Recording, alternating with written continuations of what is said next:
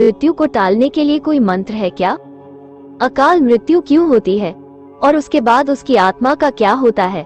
धरती पर जिस प्राणी में जन्म लिया है उसकी मौत ही तय। यह एक ऐसा सच है जिसे बदला नहीं जा सकता। हम सभी जानते हैं कि पृथ्वी लोक में प्राणियों की संख्या इतनी है कि हर दिन किसी न किसी की मृत्यु होती रहती है। जाहिर से बात है कि हर मनुष्य को मोक्ष प्राप्त नहीं होता।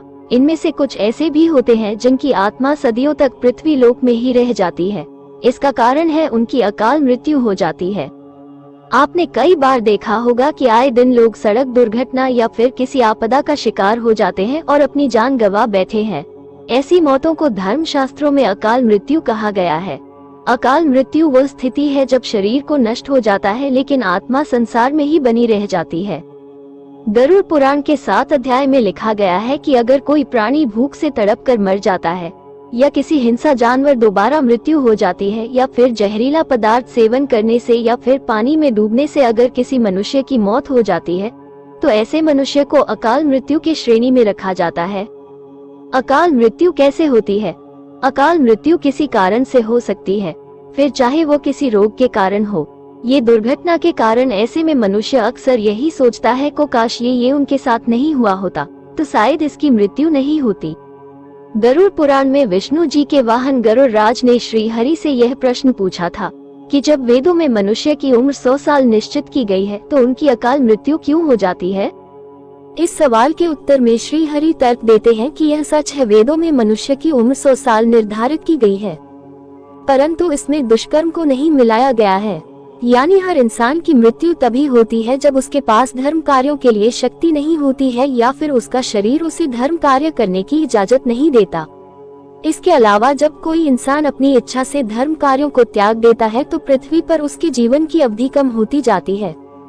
देखा जाए तो हर इंसान का कर्म होता है, उसका धर्म होता है। ऐसे में इंसान की मृत्यु तब होती है जब उसके पास अपने इन कर्मों को निभाने की शक्ति या इच्छा नहीं होती। इंसान की उम्र भले ही 100 साल हो लेकिन अपने कर्मों के जरिए वो अपनी उम्र को खुद ही नष्ट करता चला जाता है। वेदों का ज्ञान न होने से मनुष्य जान ही नहीं पाता कि वो कब कुकर्म करता जाता है। अकाल मृत्यु के बाद आत्मा का क्या होता है?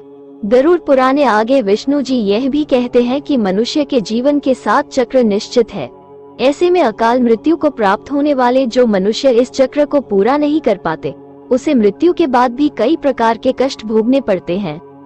दरअसल अचानक ही मृत्यु होने की वजह से मनुष्य की इच्छा, कामना और तृष्णा बनी रहती है जो कभी पूरी नहीं हो पाती। ऐसे में शरीर तो नष्ट हो जाता है लेकिन आत्मा का मोह नहीं छोड़ता। इस स्थिति में अकाल मृत्यु वाली आत्माएं अपने परिजनों ये जीवित लोगों को भ्रष्ट पहुंचती है और अपनी मनोकामनाएं पूरी करने का भी प्रयास करती है।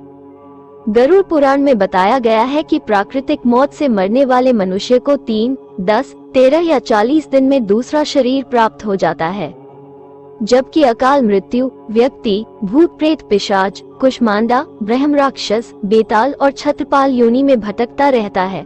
उनकी आत्मा को आसानी से शांति नहीं मिलती। आपको बता दें कि अकाल मृत्यु में आत्महत्या को सबसे निचले दर्जे पर रखा जाता है। मृत्यु के कितने दिन बाद जन्म मिलता है? ग्रंथों की दृष्टि से यह एक घिनौना कृत्य है। भगवान विष्णु जी ने गरुड़ पुराण में इसे ईश्वर का निरादर और अपमान कहा है। वो कहते हैं कि आत्महत्या करने वाले मनुष्य की आत्मा पृथ्वी लोक पर तब तक भटकती रहती है जब तक कि वो प्रकृति द्वारा निर्धारित अपने जीवन चक्र को पूरा नहीं कर लेती। ऐसी आत्मा को ना तो नरक लोक में जगह मिलती है और न ही स्वर्ग लोक में। ऐसी आत्मा को मरने के बाद भी सबसे कष्टदायी स्थिति से गुजरना पड़ता है। यह आत्माएं अपनी तमाम इच्छाओं की पूर्ति के लिए अंधकार में तब तक भटकती रहती हैं जब तक कि उनका जीवन चक्र पूरा नहीं हो जाता। आत्महत्या करने वाली आत्माओं कास्ट को तो नहीं कम किया जा सकता, लेकिन गरुड़ पुराण में अकाल मृत्यु को प्राप्त मनुष्य की आत्मा की शांति के कई मार्ग बताए गए हैं। अकाल मृत्यु से बचने के लिए क्या करना चाहिए? भगवान विष्णु बताते हैं कि से मनुष्य परिजनों को नदी या तालाब में तर्पण करना चाहिए। साथ ही मृत आत्मा की इच्छा की पूर्ति के लिए पिंडदान और दान पुण्य जैसे सत्कर्म करने चाहिए ताकि उनकी आत्मा को जल्द ही मुक्ति मिल सके। ये सत्कर्म कम से कम 3 से 4 वर्षों तक करना चाहिए, तब जाकर कहीं अकाल मृत आत्मा को मुक्ति मिल पाती है और उनके नए जीवन की शुरुआत होती है। रोग से परेशान लोग शारीरिक मानसिक स्वास्थ्य प्राप्त करने हेतु निम्नलिखित अनुष्ठान करें। स्वास्थ्य लाभ के लिए 9 दिन तक 9 माला नित्य गायत्री मंत्र जप व एक माला निम्नलिखित दुर्गा मंत्र की जप लें।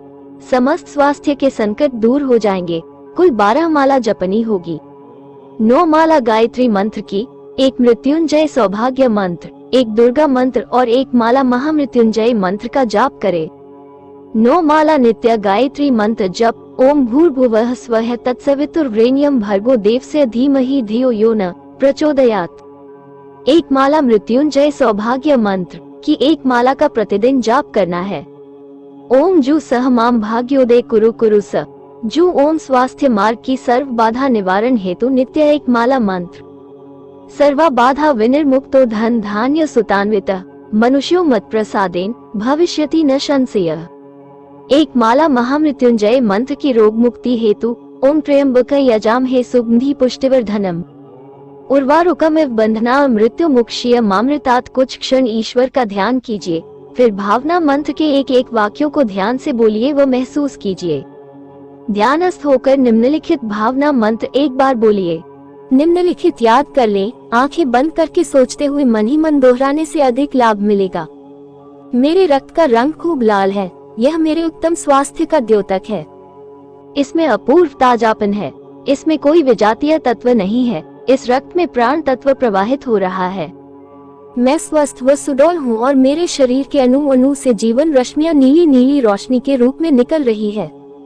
मेरे नेत्रों से तेज और ओज निकल रहा है, जिससे मेरी तेजस्विता, मनस्विता, प्रखरता व सामर्थ्य प्रकाशित हो रहा है।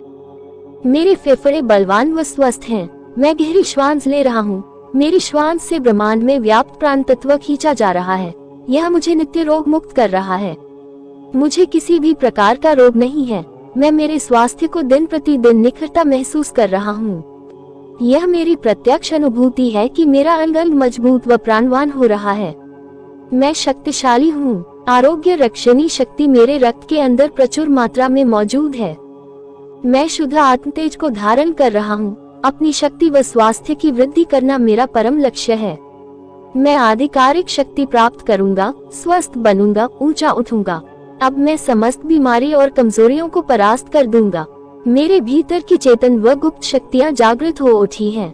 मैं अपने जीवन में सफलता के मार्ग पर अग्रसर हूँ। मैं अपनी समस्त समस्याओं के समाधान हेतु सक्षम बन गया हूँ। अब मैं एक बलवान शक्ति पिंड हूँ, एक ऊर्जा पुंज हूँ। अब मैं जीवन तत्वों का भंडार हूँ। अब मैं स्वस्थ, बलवान और प्रसन्न हूँ। निम्नलिखित संकल्प मन में पूर्ण विश्वास से दोहराइए। 1. मैं त्रिपदा गायत्री की सर्वशक्तिमान पुत्र या पुत्री हूँ। 2. मैं बुद्धिमान, ऐश्वर्यवान व बलवान परमात्मा का बुद्धिमान, ऐश्वर्यवान व बलवान पुत्र या पुत्री हूँ। 3. मैं गायत्री की गर्भनाल से जुड़ा या जुड़ी हूँ और माता गायत्री मेरा पोषण कर रही है। मुझे बुद्धि, स्वास्थ्य, सौंदर्य व बल प्रदान कर रही है।